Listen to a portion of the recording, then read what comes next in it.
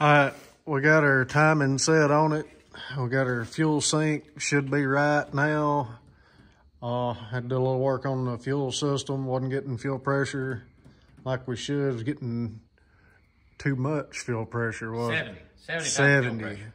The old Jeep Cherokee regulator didn't regulate. I think I got that figured out now. Yep. We've had a little spitting, popping, and sputtering, but fingers crossed, this is going to be it. Get our throttle hooked up. You gotta give her the 2-pump. It's the 2-pump. That's slickness at its best. All right, see what to do, bud. Ready? Yep. Hell yeah! Yeah!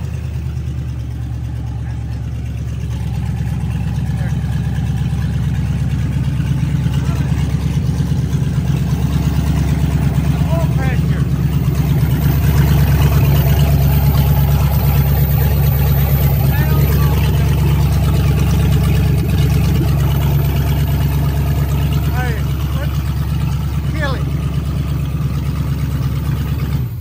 Let's check everything before we run it, Annie. That's first startup, baby. It works. It runs now. It runs. All right, we'll be back in a minute. All right, we're back. We just done the first startup a few minutes ago. Everything seems to be okay.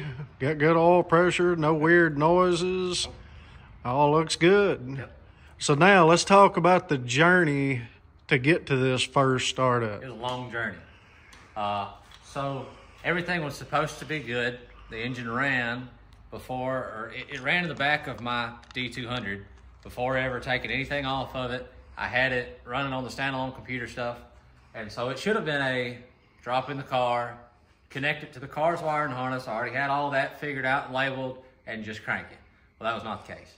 So the very first issue that we run into after connecting the Magnum harness to the car's harness is there's two separate ignition wires coming off this bulkhead here. There's a blue one, and then there's a tan one. The blue one gives you key on ignition power. Turn the key on, you have ignition power. That's what you need. It does not have ignition power when cranking. It loses its ignition signal when you're turning the key to crank it. So at first I just had the blue wire tied into the ignition circuit here, and it would power up, but whenever you tried to crank it, it would the PCM would lose its ignition signal. Rookie mistake, everybody knows that. Everybody knows that. So I found the tan wire, which I think it's because of the ballast resistor and stuff on these cars, but I found the tan wire. It has ignition power when cranking. Tied them together, fixed that issue.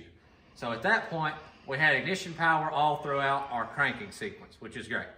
Well, then we got it turning over, but it wouldn't run. So we hooked a fuel pressure tester up to it. I had mentioned that I was using a 2001 Jeep Cherokee filter regulator deal. Supposed to regulate it to like 49 PSI. Well, it didn't. It regulated it to 70, and it was just too much. Spec is 49 to 55. It was regulating it to 70. You would think it would run with that, but we wouldn't get an injector pulse. That ended up being a big issue of ours. We figured out with this little noise light here, not the right one, but we ran some wires to it, made it work. The injectors, when you turn the key on, the injectors would do their prime shot pulse, but then as you're cranking, there was no injector pulse whatsoever. And I didn't change any sensors from when it was in the back of the truck to here because it was all running. It was all working, so I didn't change anything. Well, in the time that the distributor sat in the back of the truck, this is the cam sync injector pickup, the cam pickup that tells the injectors when to fire, and it went bad, sitting in the back of the truck, I guess. So that was like 2 days to figure that out. You know, that was fun. But got a new one of these at the parts store, dropped it in. Let's try this one more time. Technical error, operator error, that's what it was. Lack of storage on an iPhone. Anyway, get an Android. Technical error. So, yeah. Anyway, drop one of these in, new cam pickup. I mean, it just literally sat in the back of the truck. It was working fine. Now it doesn't work. So, got a new one, dropped it in. Would it have anything to do with sitting outside in a truck when it come freaking rainstorm? I saw Noah's Ark come through that day. it doesn't matter that it was been sitting underwater for a month. It does not matter. They're supposed to be water resistant. Anyway, so we dropped it in. What you saw, it runs now. So I now have my drive shaft in it. I put the master cylinder back on it. I have brakes. It goes into gear. It moves, that's a win. It'll go into gear. It'll move. I don't have my throttle cable situation set up yet, so I'm kind of using this deal up here, zip tie throttle cable. But it gets me around to where we don't have to push the car in and out of the shop anymore. Thank God. Yeah, that was getting real fun, especially on a day like today. It'd be real fun. Yeah, I done broke my back, my neck. Oh, why do you always have to steer while I push? Because the driver steers, owner steers. Uh-huh. But we can go up in the air and show our transmission lines, our fuel filter regulator, and... Well, quit jacking your jaw. Get to it. Get in the air. Just cut it. Ain't nobody paying to listen to you. I got you cut, right? I'm gonna cut it. I'm gonna take my knife and cut you. Oh, you didn't show them the wheels. Oh, you want to talk about the wheels? Yeah, let's talk about you. You ain't gotta let it down. Look at that. So, it's a buddy deal. And I don't really know. I mean, I like them. They're growing on me. They're growing on me. They're not my first choice, I don't think. But for the wheels and the brand new tires, I think they look pretty good on the car. Let's get a side shot of that. I've got some drop blocks for the rear, 1-inch drop blocks ordered, as well as 1.25 inch spacers to bring them out a little bit. They're 18x9s. I never in my life would think that they would fit on these cars and have the clearance that they do, but they have clearance everywhere. It's crazy. There's actually a lot of clearance, and it clears the leaf spring back there too, which is crazy. But I ordered a 1.25 inch spacer to kind of bring them out towards that fender a little more. Up here, it's pretty good. As far as clearance everywhere, turning, all that, it fits good. And like I said, I never in my life would think an 18x9 would fit on these cars, but they did. So anyway, now we're going back there. All right.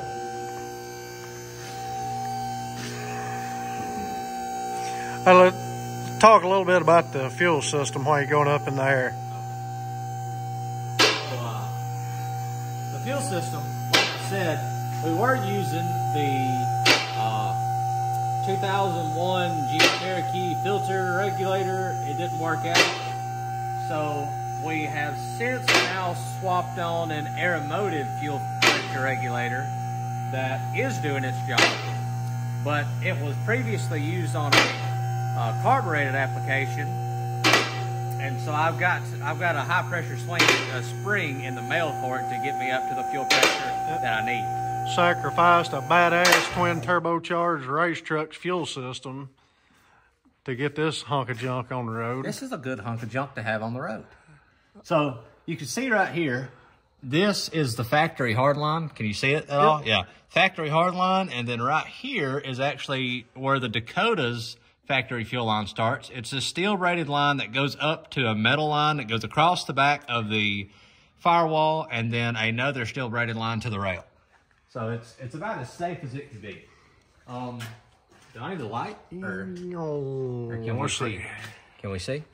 I feel like I'm gonna hit everything under here. Where am I at? Are we up all the way? I think we are. Anyway, so this is temporary because I'm waiting on the spring. The regulator's gonna have to come back down, and I'm gonna have to put a fuel filter in line before the regulator. But as of right now, our turbo oil drain is working really good, and the regulator is doing its job, and it runs.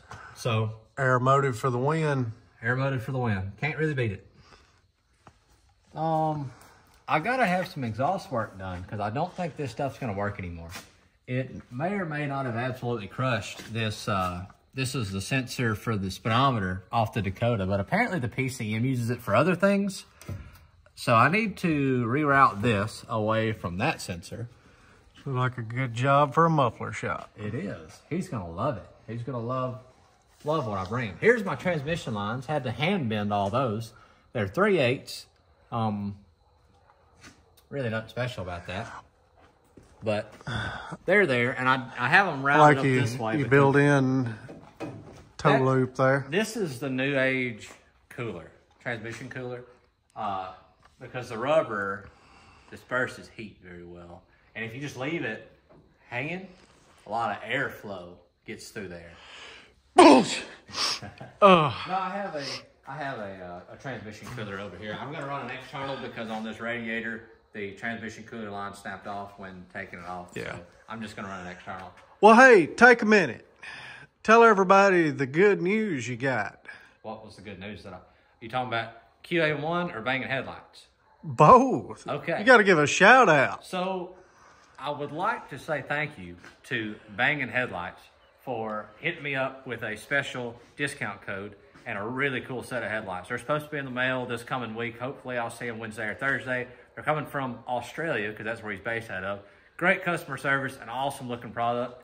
And he helped me kind of spec out some lights for this car. I think they're going to look really good. We're definitely going to do a video just on the headlights when they come in. Absolutely.